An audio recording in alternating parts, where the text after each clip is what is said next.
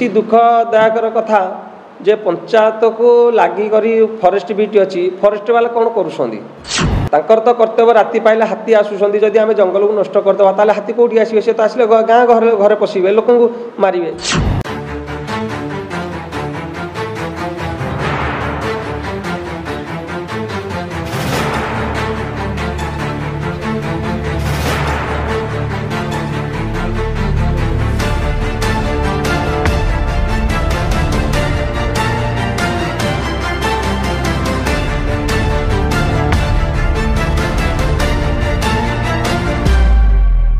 शंकर प्रतापपुर संरक्षण जंगल को मेसीन ने काटी ध्वंस करुथिले। एबे विद्यालय ताला भांगी माफिया करिसंती विश्राम। शंकर प्रतापपुर संरक्षण जंगल कटिगला हजार हजार संख्यार मूल्यवान गछ हेले एपर्यंत वन विभाग पक्षरु कार्यानुष्ठान शून्य। गाड़ी सबु सीज करिथिबा कथा कहूतिले रेंजर, किंतु गछ काटिथिबा मेसीन सबु शंकरपुर विद्यालय रे एबे केमिति थुआ होइछि। एपटे गदाशिला सरपंच ज्ञातरे नहीं विद्यालय ताला भांगी किए करिछि विद्यालय रे अनुप्रवेश। हजार हजार संख्यार गछ बळी पड़ी गला हेले एपर्यंत काहींकी हाथ बांधी बसिछि वन विभाग। सामाजिक गणमाध्यम ट्विटर एक्स रे घटना भाइराल हेबा परे forest environment and climate change department reply दे जणाइले ढेंकानाल डीएफओ यार उच्च स्तरीय तदंत करिबो। हेले एपर्यंत काहींकी निष्क्रिय पालटिछि ढेंकानाल वन विभाग। किए से पावरफुल नेता जे माफिया को देउछि सुरक्षा, काहींकी माफिया को गिरफ करबा को डरुछि वन विभाग। केउ अदृश्य शक्ति डर रे अपारग पालटिछि वन विभाग। रिपोर्ट आदर्श प्लस। ज्ञात हेमती किछि मो ज्ञात सार को पर्यंत आसी नाही। गणमाध्यम रे 5-6 दिन हेले घटना बाजिले कोन देखछन? हम तो गणमाध्यम रे देखिली। देखिबा भितर जेहेतु मो पंचायत ऑफिस निकट रे होची फॉरेस्ट ऑफिस टी बीटी आउ तार तो होची कर्तव्य होची फॉरेस्ट डिपार्टमेंट रो कर्तव्य होची से तार जंगल को सुरक्षा देबा था, किंतु आम सरपंच सार तो कहीं मो ज्ञात सार किछि आसीनी।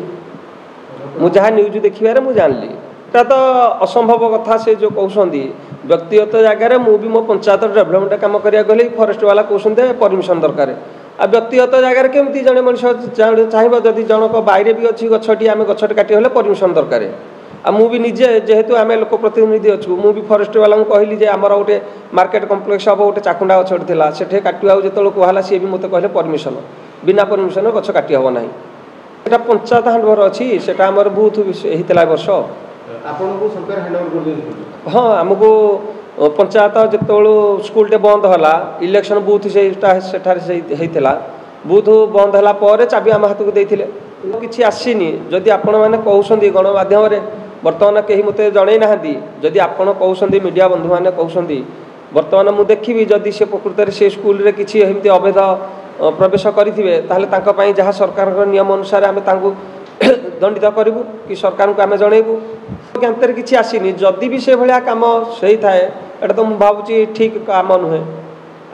जेहेतु जोटा कहते आम तो लोक प्रतिनिधि हिसाब से जेहेतु ग्राउंड लेवल रे आम अच्छु आम समस्त सहायत मिसबू, किंतु जदि सी कहते पैतृक संपत्ति ताले स्कूल केमिति हैला जदि से पैतृक संपत्ति होता है पारे सी तो स्कूल को डोनेट करथिबे ना। वर्तमान तो आज भी वर्तमान मु जेहेतु मु जानि नथिले आपनक माध्यम रे मीडिया माध्यम रे मु जानि पारली मु वर्तमान भी आमर मोर उपरस्थ अधिकारी वीडियो को भी मु वर्तमान साथ जनइबी जे कारण एई भलिया स्कूल रे ताला भांगी किनी बाहर लोक रहिसंदी मु सेटा जनइबी सेठी जिबी देखिया पई भी जिबी मोर कर्तव्य मु सरकारकर नियम अनुसार आमे जंगल सृष्टि करिया पई आमे भी प्रोजेक्ट दउचु। आमको स्वतंत्र मीटिंग रे भी कहउसंदी जे स्वतंत्र जंगल करिया पई, किंतु वर्तमान जदि आम पंचायत अधीनस्थ जंगल सब नष्ट होउची बेसी दुखदायकर कथा जे पंचायत को लगी फॉरेस्ट बीट अच्छी फॉरेस्ट वाला कौन कर तो कर्तव्य राति पाइले हाथी आसुँच जदि आम जंगल को नष्ट करदे हाथी कौटी आसवे सी तो आसले गाँ घर पशिबे लोक मारे। ताले आमर ये फरेस्ट बीट थाई लाभ कौन सरकार तो प्रति मुहूर्त मो मोबाइल रे भी दौरान न्यूज रे भी कहते जे हाथी केमती सुरक्षा आम करवा एबे तो हाथी जदि सुरक्षा बासस्थली जदि आम भांगा ताले से तो आसो जनबसती पशिकी हाथी मारे लोक लाभ कौन हम निश्चिंत निश्चिंत सेटा तो सरकार नियम अनुसार मुख्यमंत्री पाखक आपड़ जदि इलेक्ट्रोनिक्स मीडिया माध्यम जदि यार ठीक पदक्षेप ने ताले भावुँ मोर पंचायतवासी उपकृत हे।